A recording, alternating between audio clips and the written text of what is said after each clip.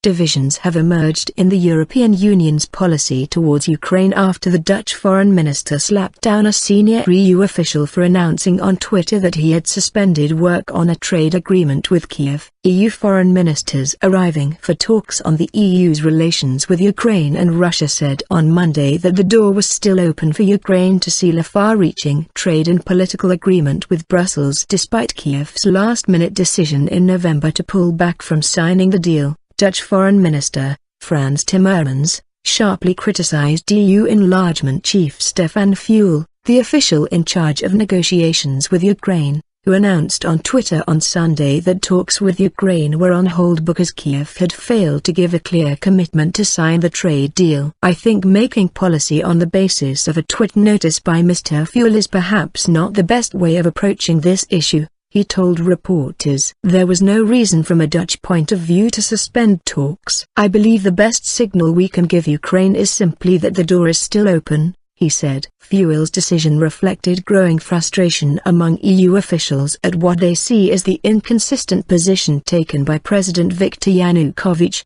who sometimes appears to be veering towards Brussels and at others towards Moscow. Yanukovych's decision to abandon the EU deal last month in favor of closer ties with Russia sparked weeks of mass protests in Kiev. Swedish Foreign Minister Carl Bildt accused Yanukovych of doublespeak. "Sometimes he says he wants to sign it in the near future. The other day he said he was going to fire those who negotiated the agreement," he said. "If there's a clear message from Kiev, we are ready to sign tomorrow." Strained relations. Ukraine sent First Deputy Prime Minister Serhiy Arbuzov to Brussels for talks last week on reviving the pact following reports that Ukraine had asked the EU for $27 billion in aid to offset the cost of signing the deal. The EU held out the prospect of increased EU aid and help with negotiating an international monetary fund loan if Ukraine gave a firm commitment to sign the EU accord. But Ukraine has not replied,